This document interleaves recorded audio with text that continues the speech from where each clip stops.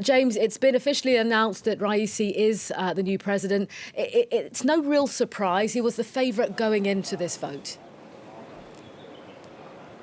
Yes, absolutely. He was the favourite going into this vote, and many experts had, predicted this outcome, as in Raisi getting a sweeping victory, especially since the Guardian Council had disqualified most of the reformist and moderate candidates in this race. There were only 7 left, 3 of which pulled out in the very last few days, which left only 1 moderate candidate, 3 hardliners, and indeed, Mr. Raisi, who is now the Ebrahim Raisi, who is now elected as the new president. Now, he will not take his functions straight away. Indeed, he will have to wait. There is a long process which will take him to the beginning of August. But yes, that's it. He is the next president. Now, this is also a victory that needs to be put into perspective, because the actual turnout in this election is very low. The main challenger, in fact, of Mr. Raisi on the political front was considered to be Mr. Hemati, who is the only moderate candidate. Now, he only got 8% of the vote, at 2.4 million votes. What's surprising also is the amount of invalid ballots. Okay, the number of invalid ballots stands at 12.8%. Those are the official figures of the Ministry of Interior. So that is very high. That is, in fact, the second result in this election. Number one is Mr. Raisi, who got 17.9 million votes. And then there are these invalid ballots that stand at 3.7 million, according to the Ministry of Interior here. So that does send a message with low turnout and this large number of invalid ballots that have been cast in this election.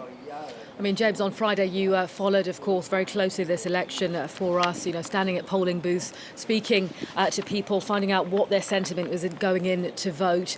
Today, the day after this poll, the winner's been announced. What have people been telling you? How have they been reacting to the news that Ebrahim Raisi is the new president?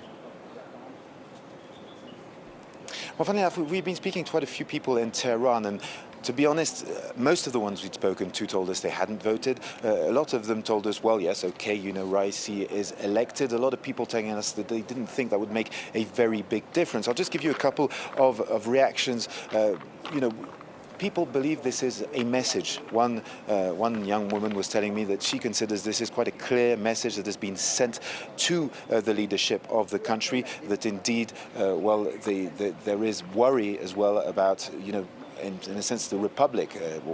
Another person was telling us that this is a conservative woman, okay, who lets us know that she was worried about, the destruction of the Islamic system, and she believes that things need to be readjusted. So this is it's an important moment here in Iran. It is a record low turnout. It is the lowest turnout since 1979 and the creation of the Republic of Iran. It is, of course, a lot less at 48.8%. That is much less than, for example, in the previous presidential election, which was the re-election of Hassan Rouhani, where turnout stood at over 70%, 73%.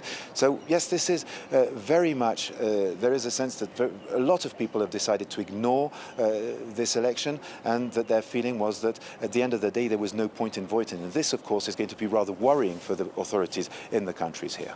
Right.